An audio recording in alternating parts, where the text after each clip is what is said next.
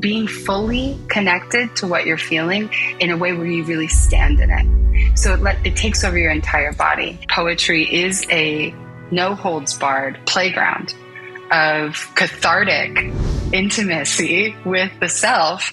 And so give yourself permission to go everywhere and to let it have a voice. And that's how it gets out of the shadow and starts to integrate back into the wholeness of the self.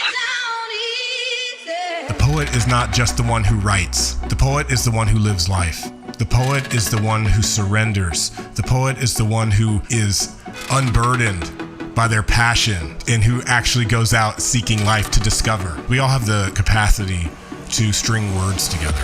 That's not it. The poet is the one who lives life fully. Grand Rising Soul Family, Adam Jackson here with another episode of the Sacred Sons podcast. Brothers and sisters, in times of uncertainty, and these times we're currently in, I know we're all feeling it. In these times, we turn to community. Sacred Sons is building a beautiful community, and we are aligned with multiple communities out in the world. And with that, today's guest, Caitlyn Howe. She's one of the founding coaches of Fit for Service, another community that we're aligned with on this journey of life. So welcome, Caitlyn. Thank you so much for being here. Thank you so much for having me. It is truly an honor. I love what you guys do and everything that you create and put into the world. And I'm just very excited to be brought in today and get to share a little bit of my heart and my story with everybody who's listening. Yes. I'm here for the heart. I'm here for bringing through today a conversation of poetry. And because, again, when we're in these really turbulent times, we look to three things. We look to leadership, we look to our spirituality, and we look to the artists, because they give us the words, they give us the soul, they give us the colors that help us make sense, help us bring order to the chaos. So with that, our guest today, you know her as the Poet Queen. She's a lady of passion. She's a muse, a ritual artist, a devoted writer, Yeah. and founding coach of Fit for Service. Please welcome Caitlyn Howe. Thank you, Adam. Thank you. What an honor. Let's do it. Let's tune right into you and where you're at, what you're holding with everything going on in the world, with everything going on in your world. Caitlyn, what is most alive within you? Well, we spoke a little bit about this before we dropped in, but I was reflecting to you privately, just noticing the acceleration and palpable, I think, for all of us, intensity of the times that we're in, particularly this year. It feels like humanity is rising to the occasion, very much so. For all of the arguments that could be made there, I see a beautiful wave of human beings stepping into the call, and to the call to help, and to the call for salvation, in a sense, of this planet, regeneration and restoration and relationship. And I think, every single person has their dharmic medicine. And, when you spoke to these kind of three different pillars, I certainly feel the most embodied in my artist in terms of the medicine that I'm here to serve. And with that, naturally comes leadership and these other important seats that we need to take from time to time as we kind of shape shift, in our daily lives, wherever we're serving and being. And so for me this year, it's been a real big acceleration of what I've been called to offer, both in leadership and in art, in a way. And art's always a part of it. So for me, I've never really identified incredibly strongly as life coach. That's something that's kind of been like an easy label, like in my taxes, it's like life coach. But no, I feel like a soul friend. I feel like I carry a quality of enthusiasm for life and for love and for, humanity, really, and what the experience of this life really is, which is, to me, it is one big magic ritual. We are experimenting with where can we place things? What needs care? What needs to be fed? How can we architect the space in any given moment where we're participating with the evolution of consciousness and the restoration of harmony and health in this planet? And it can be very subtle. I think for me, this year has been calling me forward as a leader more. Like, I'm kind of like the reluctant leader. I'm just super in my human shit all the time, but I've been surrounded by incredible people who see my light and won't give up on me and keep calling me forward into leadership and into, using my voice as a beacon of inspiration and love and care. And so my path has brought me into what would be considered the coaching space, but my passion is truly creating spaces that have ceremonial architecture to them that are woven and orchestrated with love. And this year, I've been in Fit for Service now for 5 years. This is our 5th year as a community. Working with big groups that, like, as I know you are familiar with. Yes. Wow. Yeah. There's something there. That's the kind of magical wink that I pay attention to. It's like, okay, something was seeded 5 years ago, and there's a parallel here where we're answering the call in a similar way, but in a unique way. But with that, even still, there's more that's calling me forward. And this year I've been working in stepping more into a facilitator role and just guide and integration coach with plant medicine after, over a decade of working with the medicines myself. But that's not the call, that's part of the medicine bag, so to speak. And I felt a very clear, beautiful, inspired picture come through last year for a women's community called the League of Queens. And this came in full color. Like, this is the design for this program, and this is why it matters. And so this year I was able to bring that to life and just had our first big event in Austin, Texas last month. And I'm currently working on a poetry collection to publish by the end of the year, which is also asking a lot of me just in my inner world of, really contending with the tender parts of my private life and my vulnerability in my art, to trust that it needs to be shared.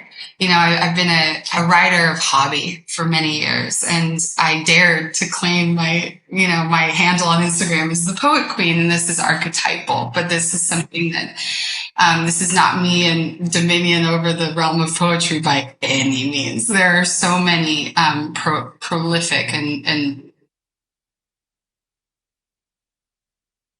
you get it 100%. And that was the thing, with my path, with my art, is if you claim it, it's going to hold you accountable. It's not going to let you go. And so when I chose that moniker to just name the archetypes that I knew were the strongest archetypes in my being, was the poet, which is also the lover, and then the queen. This is calling me forward every single day. I can't forget about it now. I can't let it go. I can't not step all the way into it. And there's many ways that I think those archetypes weave in my work, even when I'm not writing poetry. It's how I love, it's how I speak, it's how I listen, and how I behold beauty, and reflect that beauty to the world. Because that's really what we're doing with poetry, is we're capturing a lens or a facet of life through our own unique consciousness, and then describing what we see. And I think most of the time, the reader or the listener both could never see it that way, and also often immediately understands what you're seeing and what you're saying. And so what you're illuminating for me is that the poet is not just the one who writes. The poet is the one who lives life. Mm-hmm. The poet is the one who surrenders. The poet is the one who is unburdened by their passion, and who actually goes out seeking life to discover, right? That's what's so powerful about it, because we all have the capacity to string words together. But that's not it. That's not it. The poet is the one who lives life fully. Well, absolutely. What a beautiful articulation. It's a way of being. This is available to everybody. I would love, if anybody took anything away from this conversation, is to recognize where the poet shows up in your life, even if you feel like you can't string words together to save your life. There's a lot of people who have really strong stories about what it means to be a poet and to be valid in that way. And it's a quality of beingness that you carry with you for yourself. And so every moment that we can have, even privately, where we're actually getting into deep, intimate presence with life and recognizing what's here through our own appreciation of beauty and that felt sense of love for the moment, right there, you're in the poet. It's also, it's a lover. It's the lover archetype in a unique quality of artistic depiction and recognition. I think for me is when we become aware of the beauty that we're loving and we can describe it to ourselves or even just sit and bask in the appreciation of it. There we are. And we can take that into relationship, into our work, into various other modalities of artwork. I'd say the painter is the poet, is the sculptor, is the designer, and so it's just about being in that eros of passion. And it is about aliveness. What you said there is very, when we're in that, where the aliveness that we feel in our bodies is, that's the quality of life that I'm after. And I forget, but I'm after it. Right. And there are many facets to what you're calling aliveness. And, one of the polarities to love is grief. And it's something that I've been dancing with a lot in this last week. After taking in all of the scenes of these Maui fires and all of the stories and everyone who's affected, and we have direct relationships with people in Maui. We're raising funds for our brothers on Maui to continue their efforts in making meals and all of this. But there is so much grief for the lives that were lost. It's tragic, and life is tragic. And while there's many things about this situation that just don't sit right, there's a lot of anger associated with that. For me, brings me to this place of grief where I'm just like pulling my boys closer in the morning and letting them know that I'm grateful for them and that I love them. You know what I'm saying? Like, oh, yes. If there's a way for us as human beings to transmute some of this grief, can it be for gratitude for the loved ones that we have close to us? Can we have a little messy conversation with our brother, our sister, or mom, dad, and just be like, you know what? Despite all this shit, I fucking love you. I love you so much. And the fact that we have this time together, because we don't know how much time we have. So to express our grief is poetry, and to express our grief through gratitude, especially to the ones, in my case, who need it, which are the little ones. They don't know what's necessarily happening, but we get to live in grief as well. Yes. Wow. Thank you for naming that. I find that death in any of its forms, whether that's the death of a person, a place that we know, or a reality that we have really been inhabiting that suddenly, burned away. Yeah. It makes you honest. It brings you to life in the most sometimes often eviscerating, overwhelming way, but there's a overtaking with the awareness and the consciousness of the love that was always there. And that absolutely, like you're describing, that brings gratitude into the forefront. It's like everything is temporary. Everything is temporary. So how can I make sure that I'm sitting right here in full presence, appreciating what I'm experiencing, because it will pass. Yes. And with poetry, or the poet's posture in life, there's I think also a responsibility that I feel with my heart and my work, because a lot of my writing, not the Instagram captions all of the time, sometimes, but a lot of my deep writing that I do privately at my altar over there, on the other side of this office, is working through allowing myself to feel fully everything that's here without judgment and without, fear of it being too much. And it gives it a channel. And I remember when my father passed away in 2020, which it was a grief-stricken year. I mean, there was no human being on the planet, I think, that was spared some quality or aspect of grief. And I remember feeling so confronted by the intensity of that, almost paralyzed, because it was so much to process. But the writing got me through it, and the writing gave beauty to the anguish of it. It was a truly tragic moment for me. My father had brain cancer, and it came on at the same time as the pandemic hit. But what I carried away from that was I recognized that only I can tell the story the way I saw it of my father. Only I can describe the qualities of him that I saw through my eyes. And if I want to honor what I've loved, if I want to honor the world that I see, it is my duty in my heart personally to tell that story in some form, even if it's a small little sentence that just gives someone else a rope to hold on to, that says, like, I know what that feels like. And now I can see my father more clearly. And I had a lot of people reach out to me during his passing and say, thank you for sharing everything that you did, because I'm really appreciating my dad more.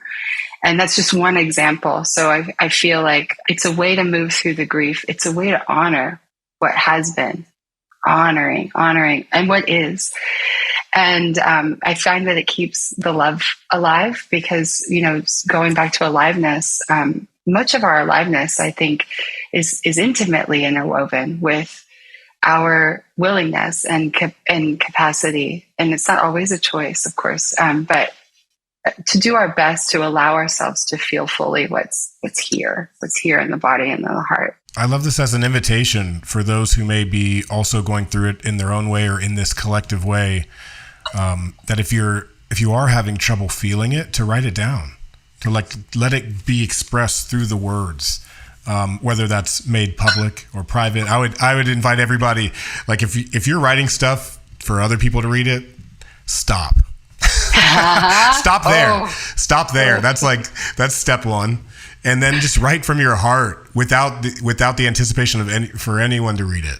Especially when you're going through it, like, we got to get out of this, like, more and more, like, becoming, I don't know.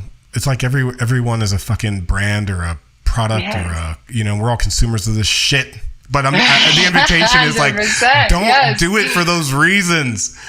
Do it to move the pain. This is the only value that you'll get from the poetry. The likes are the likes. That's dopamine. You can get that in a lot of ways.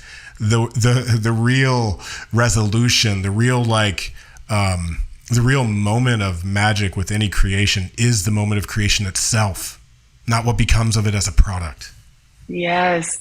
Amen to that. I actually, my partner Eric did an exercise with me once where we found an object and he made it the audience, and he would just put it outside of the office, because it creeps in, right? We're in an environment where we're perceiving audience all the time, even if on some level, especially depending on our goals and our desires and intentions with what we broadcast.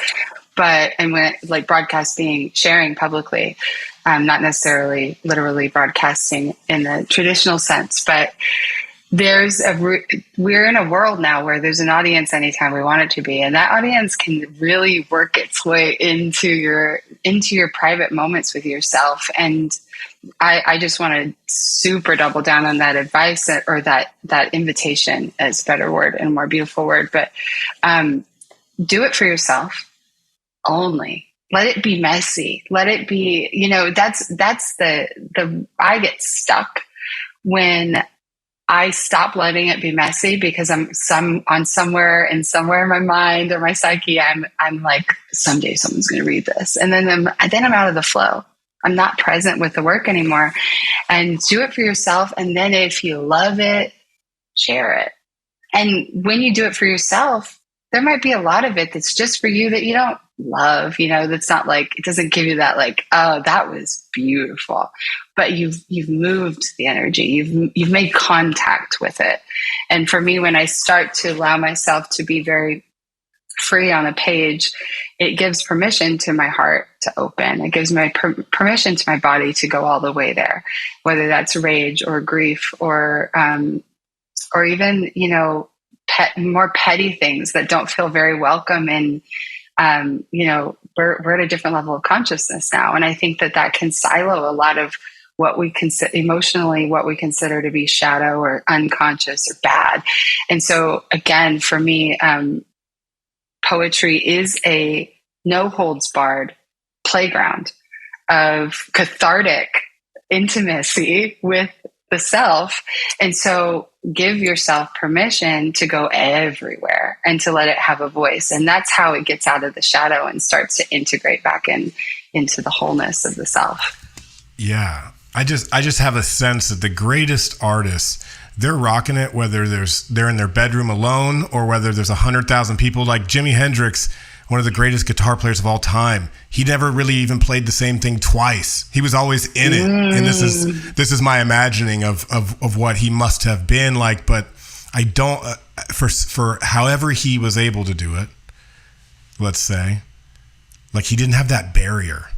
He was playing left-handed upside down Gibson guitars, you know what I'm saying? Like, anyways, yes. Like some, and I'm sure there's many more examples. There's a little bit of call it crazy, right? And like to be in touch with that archetype, like, I mean, I wonder what that would be for you. This is kind of. I've got lots of crazy. To speak on the crazy of the artist. The mad woman is an archetype, right? Yes, that. Yes, and there's the madman. Ooh, this is a beautiful avenue to go down. But I will say, like, there's an archetypal part. I use archetype. It's probably evident by now. Archetype and myth is a big way that I love to work with getting to know myself. And I listen for the resonance with different stories and mythical figures and archetypes that I encounter in my just creative wanderings. And I love finding that place. So it's like, that's me. And one of them, for example, is Cruella. I recognize Cruella de Vil. And this is really because when I was young, and I know this is true for many women because I've definitely been deepening into my work with women with this intention to unlearn this in a big way. But the nice girl, like I think it was Virginia Woolf, I hope I'm not misremembering, who wrote an essay about the angel in the house. And this is like kind of a depiction of an idea of what women were supposed to be. And she's supposed to be, not just be disruptive, be helpful, be soft, be polite, be put together, be feminine. And this was just a reflection of something that was generationally, a generational standard of expression for the feminine for however many years, countless, in certain cultures, at least, to be clear. But for me, I definitely noticed it wasn't until later, but this early fracturing that happened when I was little, which was like, my identity wanted to be nice and good. And then there was no place for the full intensity of what I actually felt to be welcome to show up and express herself. And so there was this dichotomy that I lived with for a long time, which was I would have my forward-facing identity persona self, who was very sweet and also true. But then there was also this kind of wild, maniac, Dionysian, very big, very expressive, very passionate, very angry being that was just kind of like caged up in myself. And so what does that dichotomy do to you? Like from an early age? I know you were raised Catholic, right? As I was. I know that life. And you're also one of five girls, yeah? 5 girls. Yeah. All girls. And I would say, I feel like my dichotomy was impressed upon me more from my receptivity to culture and my environment, more so than my home. My mom was definitely like let herself yell, and she was really like intense, and she was pretty wild. And we grew up like we were like always in our underwear, like climbing trees and stuff. So there was like a nice freedom that happened there, but it was more of me perceiving the world and like what would feel safest in the world. And so with that, I lost myself for a long time. I also would have outbursts where that pent up energy would become volcanic, and it was kind of the Pele energy of suddenly destructive. Unconsciously destructive, self-destructive. And so this is a big thing that I think can happen to a lot of us when we suppress the mad woman is, well, she's still in there. So she's going to turn on herself. She's going to be louder and louder and start to, try to bring that Kali destructiveness that she just needs to express and embody and move and be heard. And that can just turn into very self-destructive behaviors, which is definitely something that, I've spoken about in some of my podcasts in the past with other hosts, but was something of recognizing that, okay, one of them was certainly drugs and alcohol when I was younger. It was like, I don't feel safe enough to be wild and to be intense and to be sexual and to be fierce and angry and big.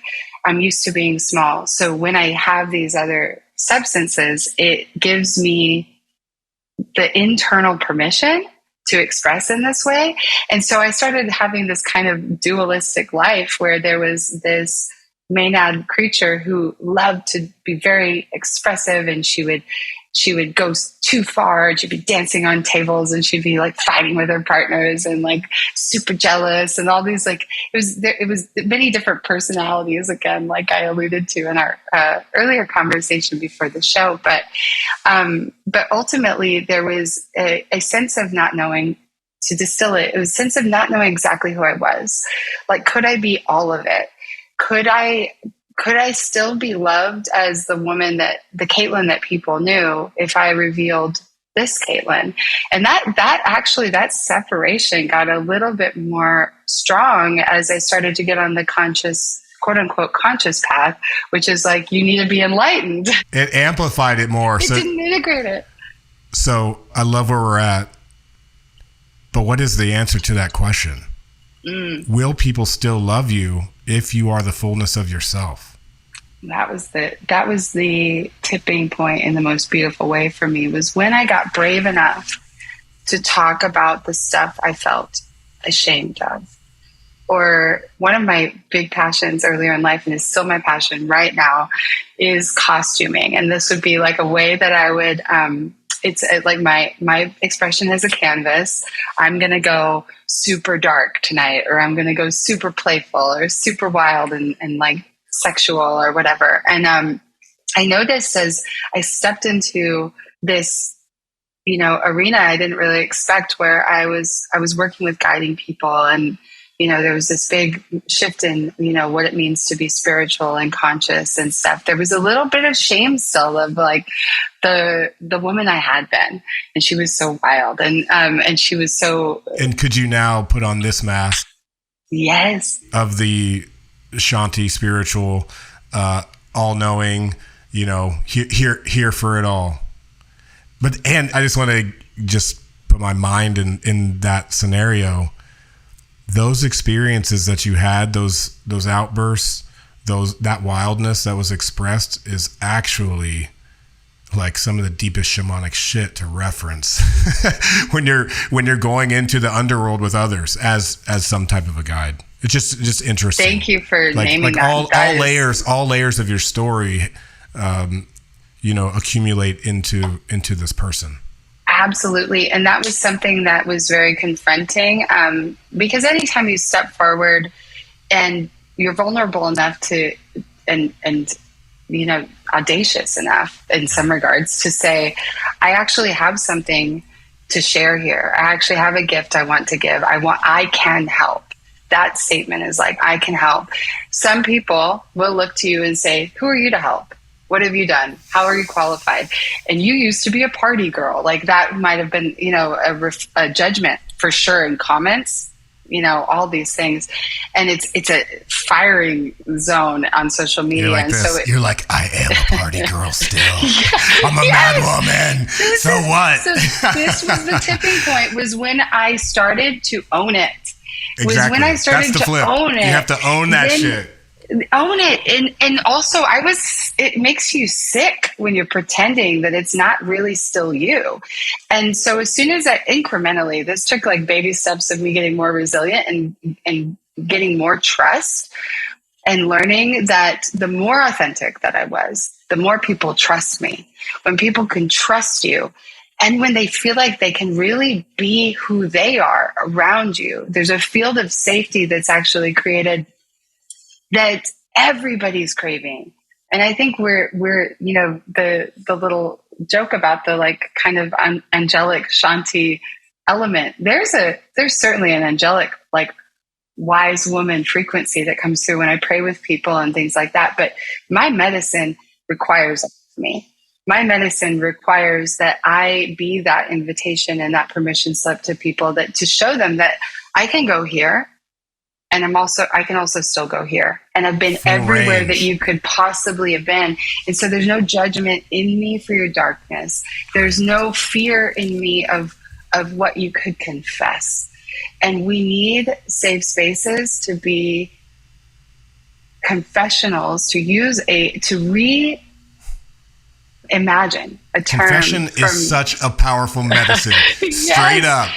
Like, let's take that back from Catholicism in the way that it was done. And take it out from behind a closed door with Yes. someone who doesn't look you in the eyes. Like, all that does is perpetuate more shame. And here in this work, we are not about shame. Yes, you can feel grief.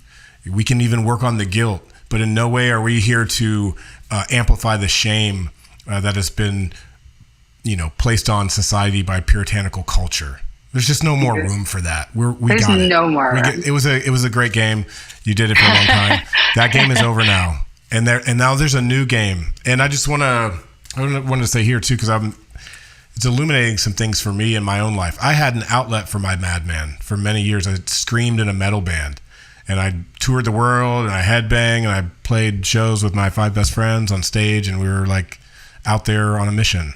And to have an outlet for your madness is a requirement in 2023. Like, everybody who's listening to this, you must have an outlet for your madness, even if that looks like screaming into a pillow, even if that looks like writing the poetry down and then burning it, like creating a ritual out of it. To have an outlet for this madness is a requirement. It's not even, no joke. The energies are so high right now that we have to have that. And we see what's happening. People are freaking out on airplanes.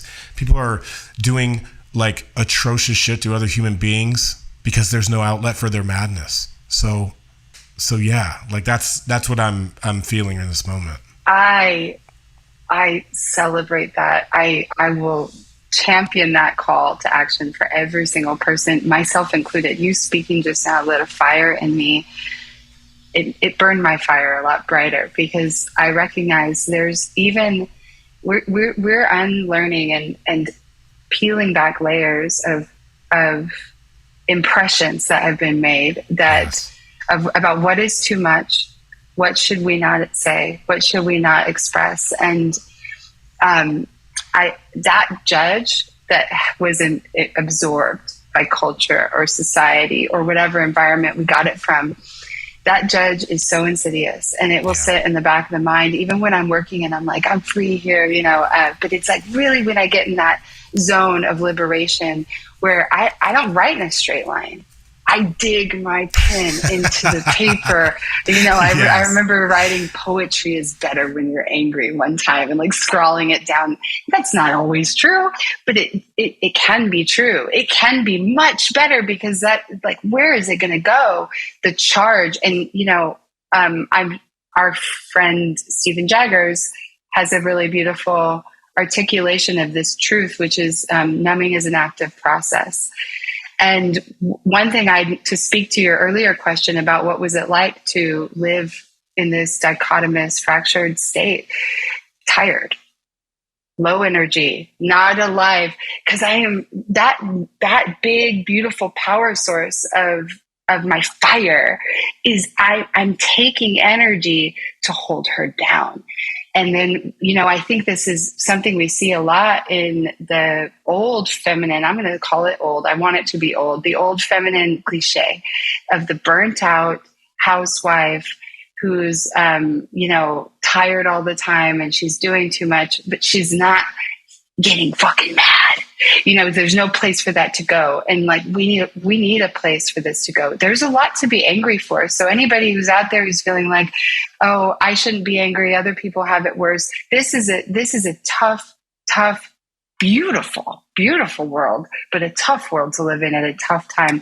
And there are atrocities happening left and right every single day that create an uproar. And there are also beautiful and healthy ways to alchemize and fully be in this madness without proliferating the destruction.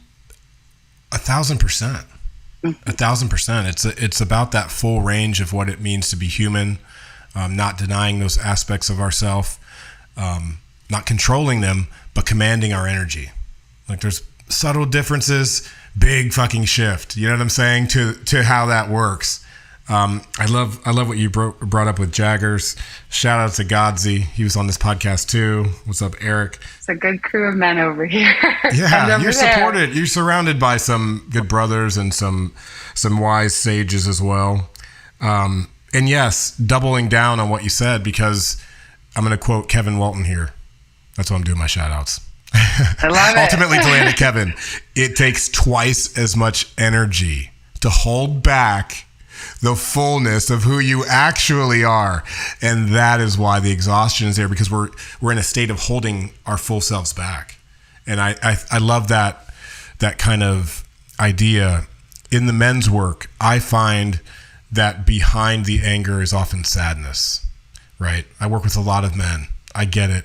We have really incredible ritual recalibrations that we do where we get to express our madness. We get to express our anger. Sometimes it comes out as grief. And ultimately with men, what is behind the anger is sadness.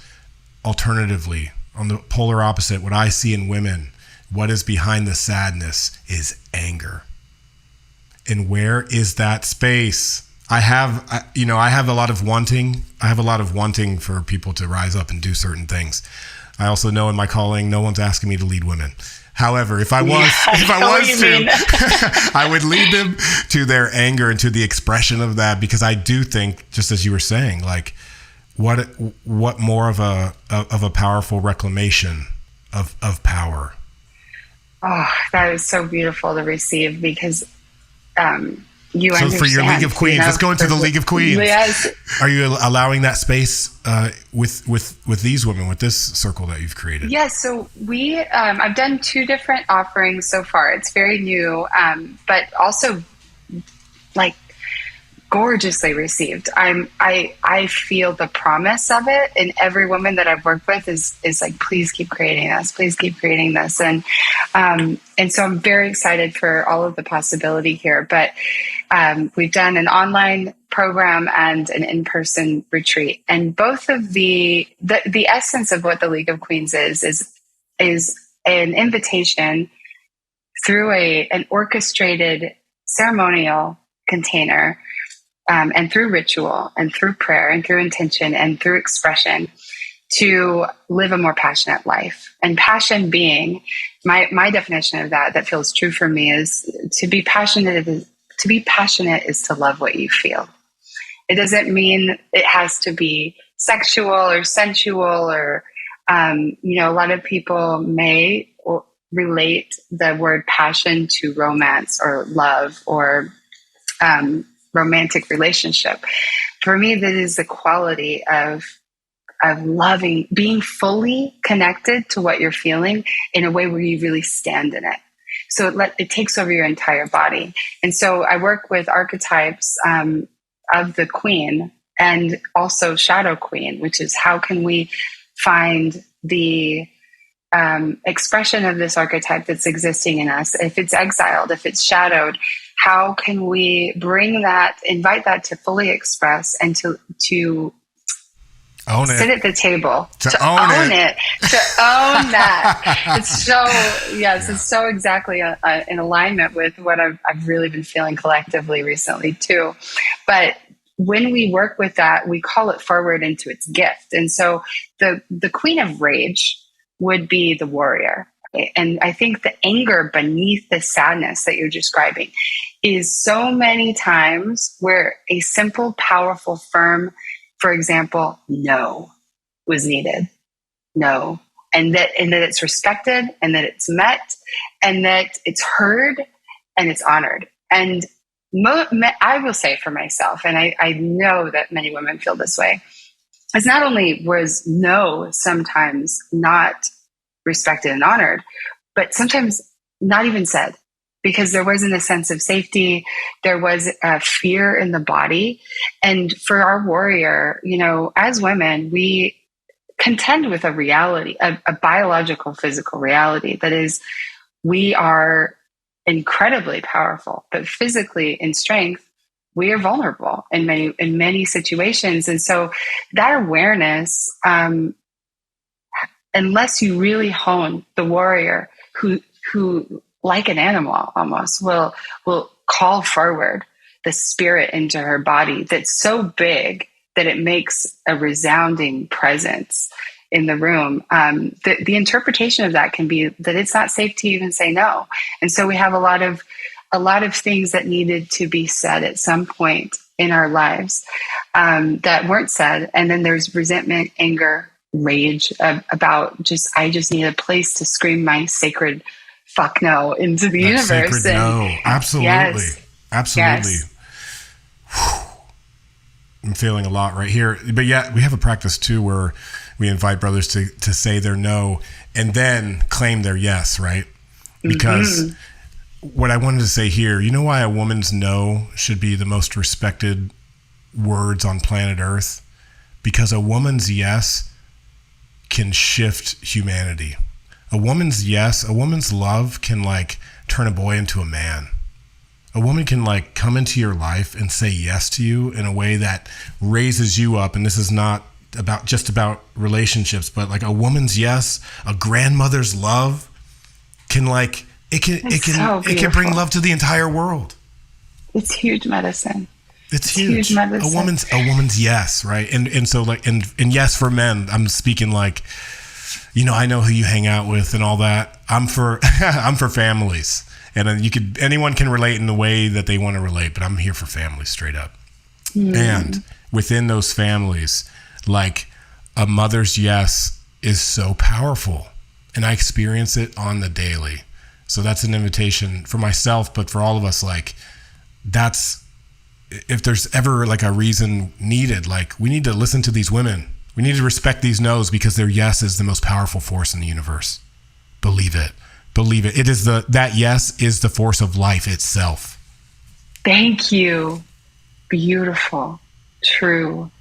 More true than I haven't been able to recognize, I don't think, with such crystalline clarity, that truth until you just put it that way. So thank you so much for understanding and claiming that and saying that for everybody listening and for me, truly. One thing that I've recognized, certainly myself and many women that I've worked with, is that when you don't have the power in your no or your yes, because what you're speaking to is also, if you're saying half-hearted yeses, well, then that's not honoring the power that you have. If you don't really mean it when you say it, you're not giving the blessing of the gift in its fullest potency. And when we have muddy yeses and muddy nos, the real sense of what we want gets less and less clear because we're lying in a sense to be safe. And I'll just say it. And I'm speaking it to myself, and it's not it's perhaps well-intentioned, or it's protective, or it's innocent. But nevertheless, we are out of accord with ourselves when we're giving those muddy yeses and muddy no's. And so as we practice getting super clear, then the question doesn't have to haunt us of, what do I really want?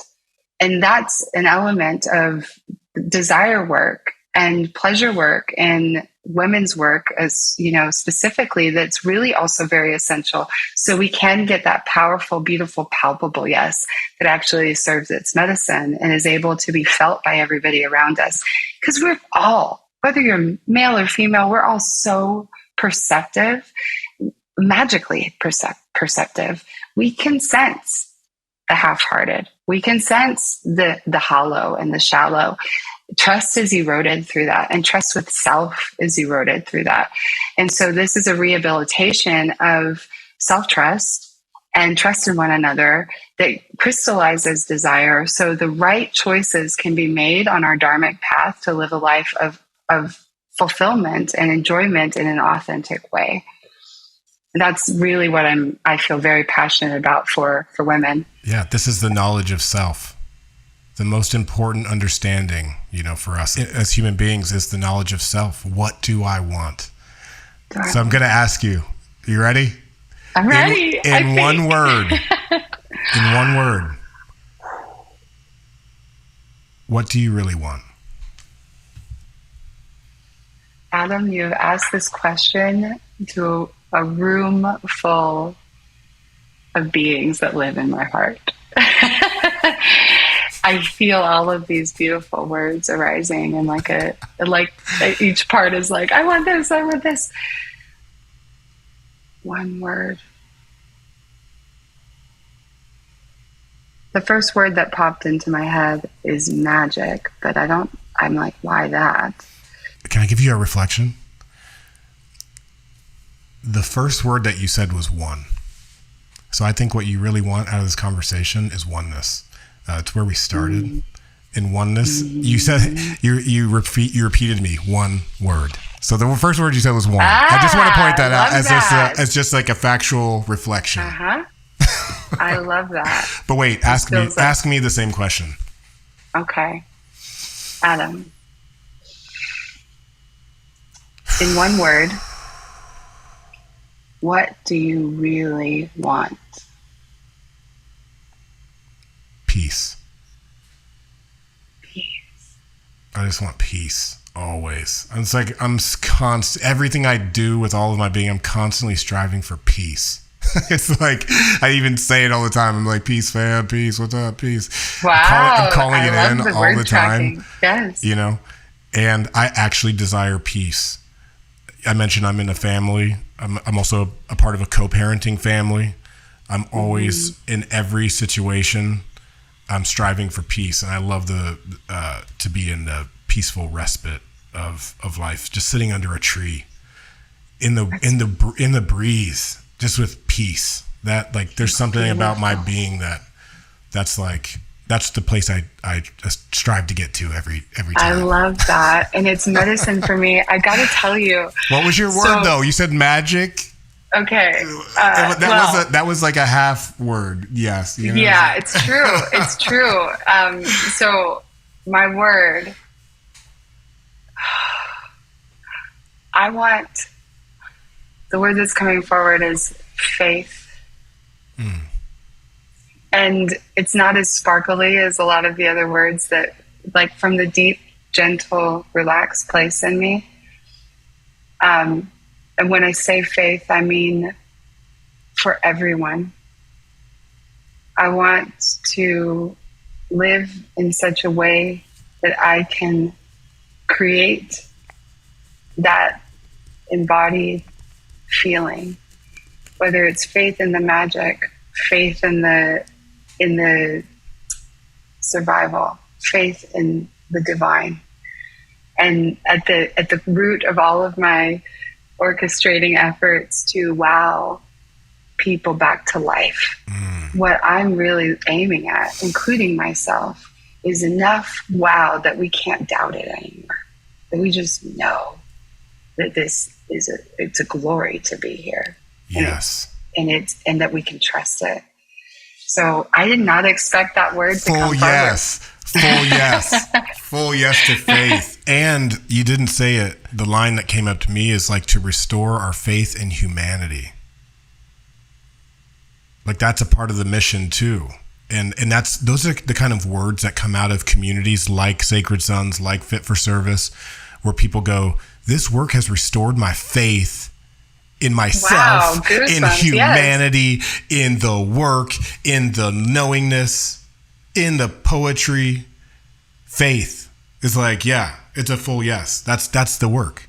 That is the work that you're doing. So I'm going to shift here because we're doing it.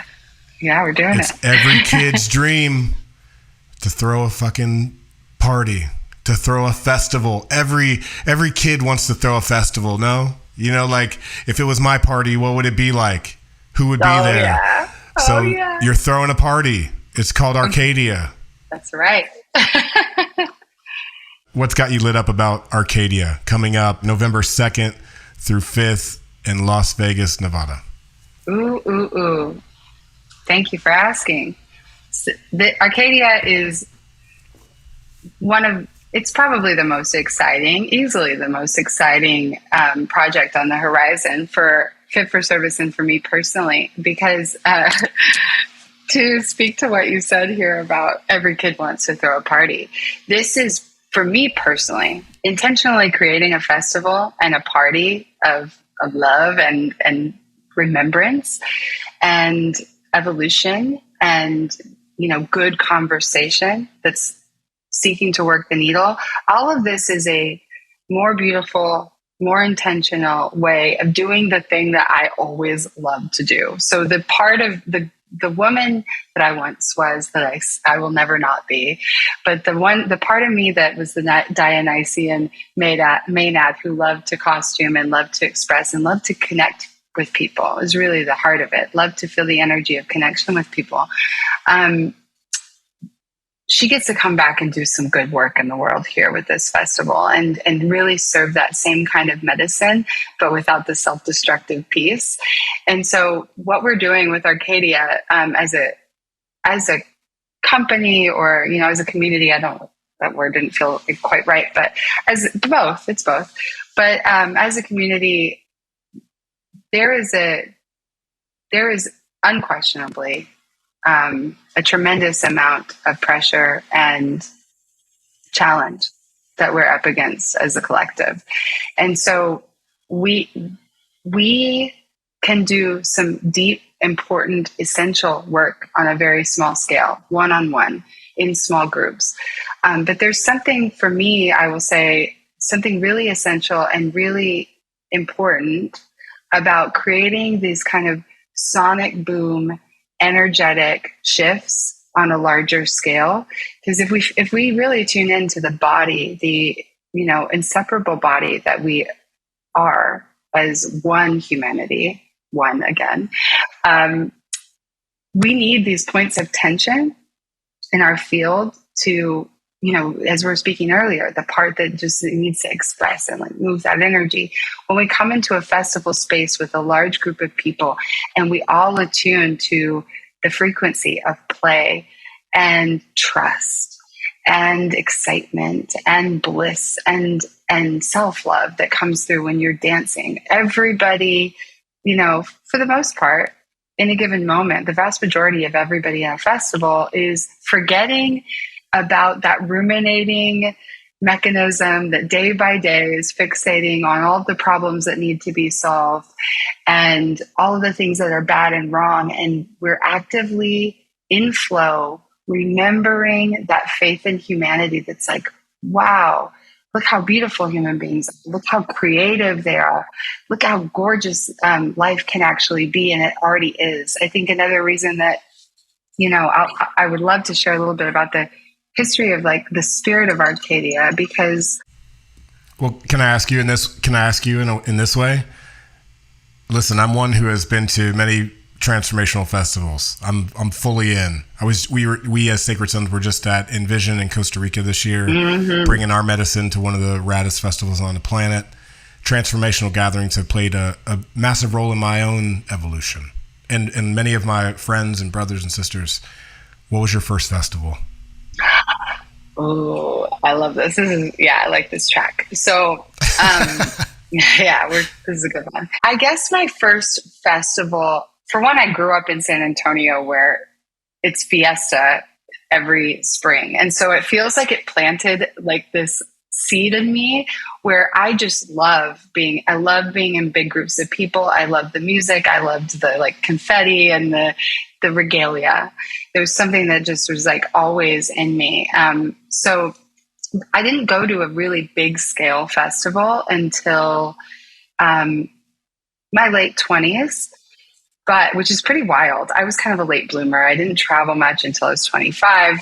But my first festival experiences were in Austin, Texas, going to raves. And so I would get, and actually me and Aubrey we've known each other for 17 years. And so we would go, with our glow sticks and our whole little outfits and our squad. And we would go to these fun little warehouse raves and just have the time of our lives. And then I started branching out. I always loved parties. I threw parties all the time as well, costume parties specifically. I want to shout out the time in our lives that we all maybe went to the warehouse festival raves. Yeah. What a time. I'm like, I couldn't even tell you the name of it, but it was so exciting. You didn't get the address until the last minute, and then you had to find where this party was randomly. And you just hear it bumping in a warehouse somewhere, and there's like a little bit of like a laser light going. You're like, that's where I'm headed.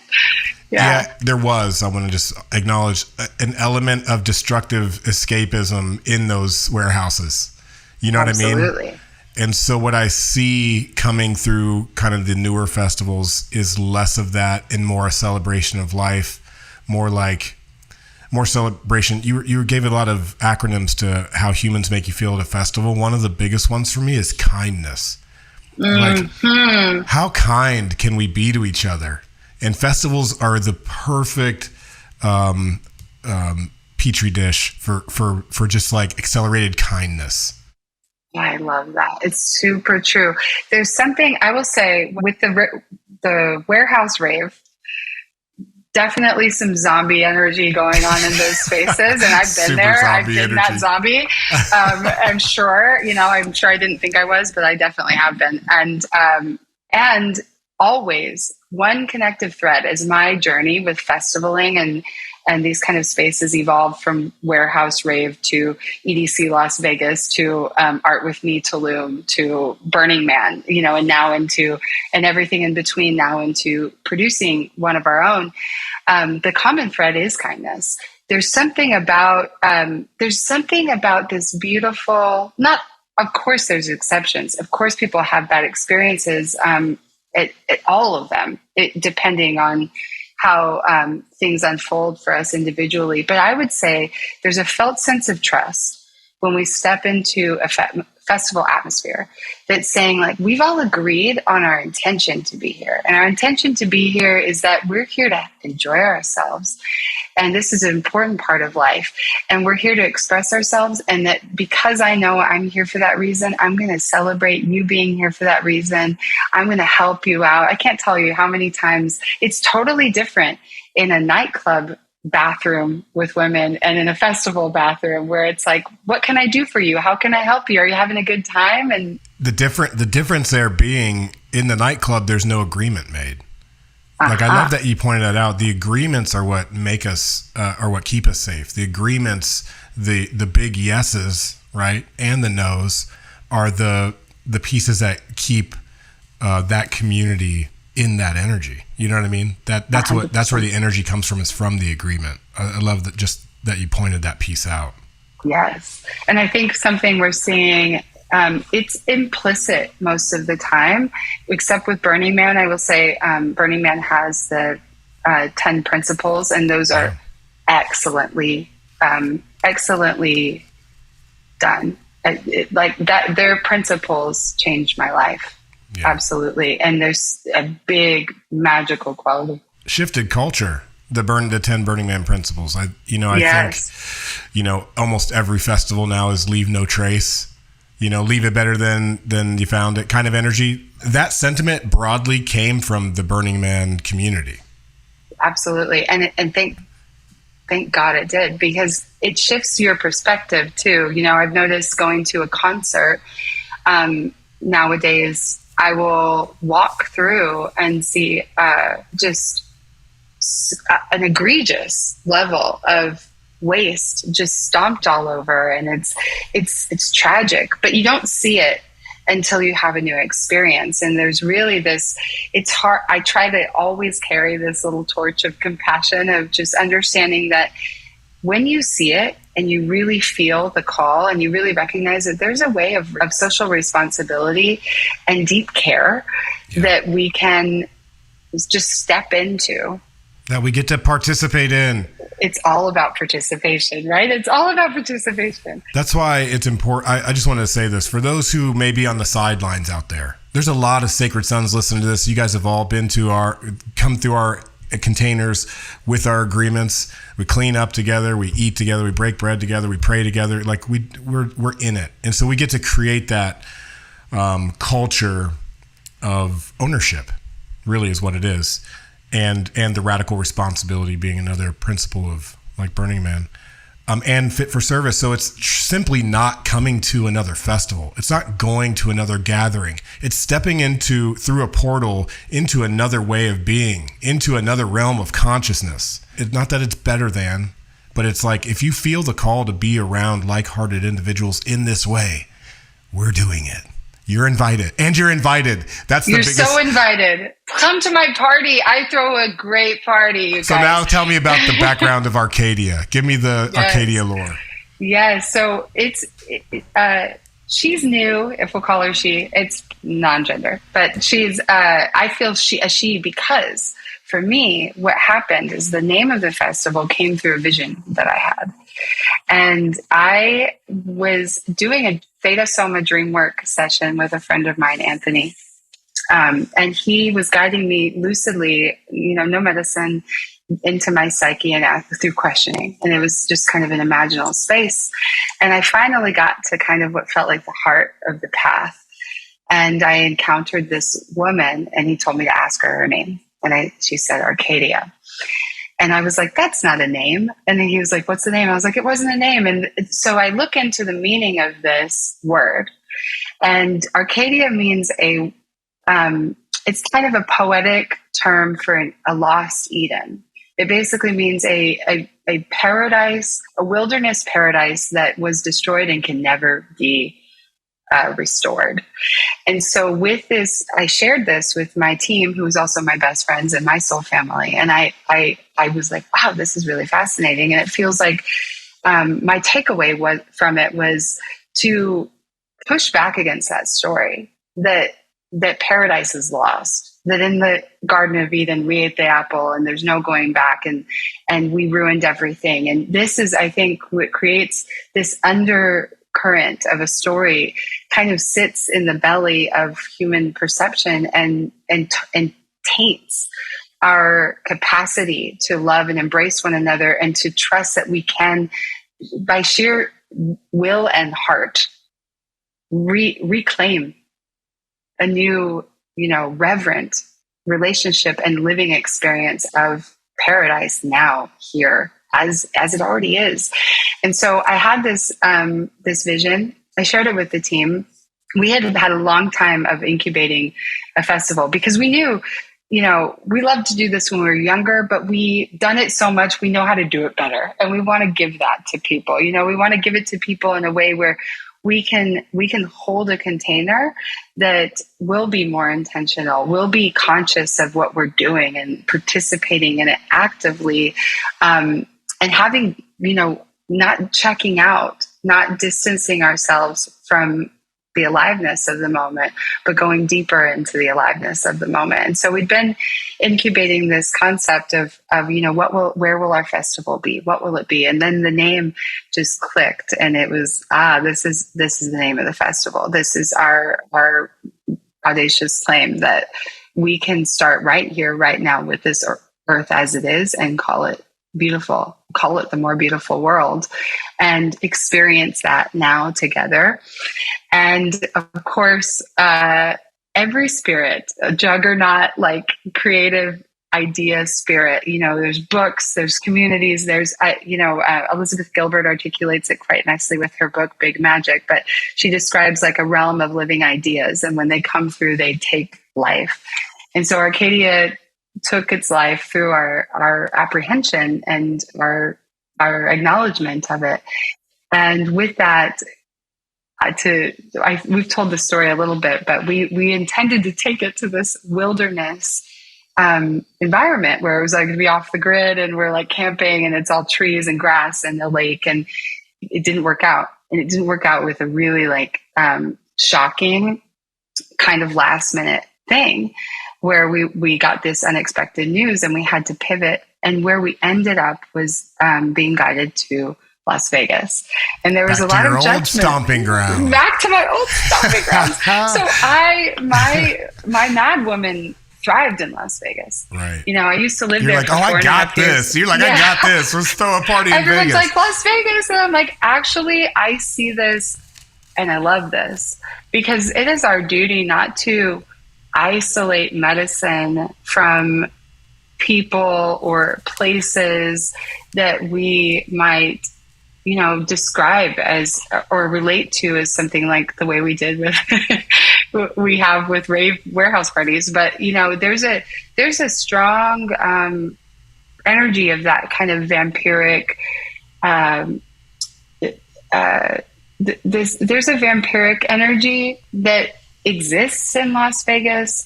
There's a lot of energy that revolves around money and status, and of course, it's Sin City. It's people come there to gamble, to risk it all, to like play the game of life and death, black or white, flip a coin, like give it up to chance, not making choices, but giving up to chance. This is kind of like an underlying thing. But yeah, of course, that like, and then so you're bringing this festival of a more beautiful world right into the heart of darkness. Yes, and a lot of people don't like this. Didn't like it. Well, of course, because you're talking to the spiritual charade again. Like, oh, it's got to look like this. Well, it's got to be like this, and you're like, well, this is what's actually happening, right? And what I see is actually, this is by design. Mm-hmm. You know, this is a gift that we get to both give and receive, and with this place on earth, because I would venture to say that it's a self-fulfilling prophecy or a chicken and an egg situation where because of shame, and because of our perception of what happens in Vegas stays in Vegas. There's this story of like, you go there to do the things that you would never tell anybody else about. And so it's like the land or the city is saturated with this projection of shame. So if we're again thinking about the world as a body, the earth as a body, humanity as a body, where do we need to go to heal? We need to go into our own individual shame and say, there's nothing to be ashamed of. I love you too. I'm going to throw a party with you to the part of me that I've put in in the basement.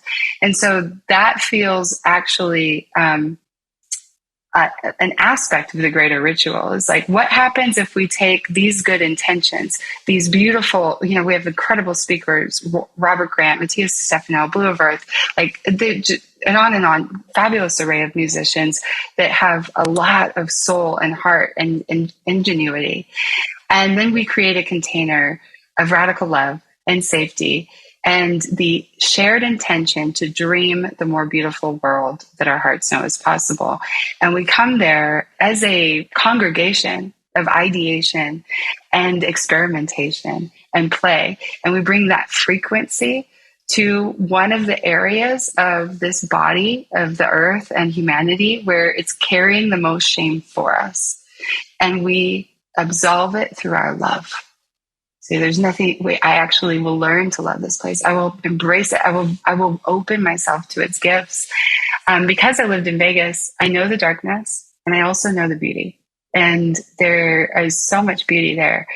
And just like any part of ourselves, that beauty that we find in the poetry that we write, about our darkness that makes it beautiful.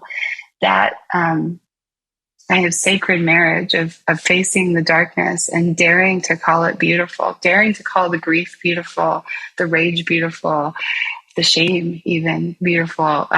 There's a healing alchemy in that I think is the impetus for a lot of what we need to do collectively, that we are doing in the communities that we work with and on an individual level. There it is. The invite, the history of all of it. I love it because it's, behind all of these great celebrations and events, there are people who thought to do it and who are brave enough to do it. And often those people aren't seen, in the larger context. And so it's beautiful to have this for archival sake and for that moment. Like I said, I'm all about those moments of creation. Like the moment that name came to you, now I'm carrying that.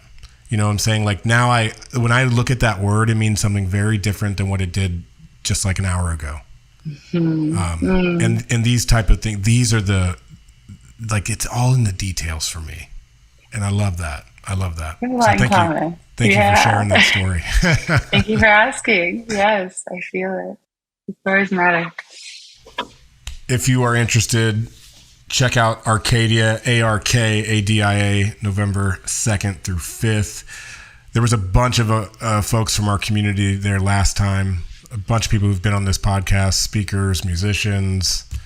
Caitlyn Howe is going to be there. She's going to be speaking. She's going to be bringing her poetry.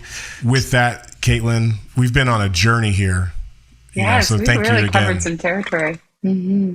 Big time. We have to. We don't know how long we have, truly. So let's just get in there. Truly. I just want to say I thank you very much for having me. And Eric kind of was teasing me recently, or we were laughing about how I created a program that he can't ever come to the events because it's all women. And so that's one of the things is like I see everything that you guys are doing in Sacred Sons, and I know I'll never be all the way on the inside, but I really appreciate how we've woven together today and the way that we're both, we're all holding our individual sacred roles in this revolution. And so thank you for allowing me to be here today. It's been really, really fun.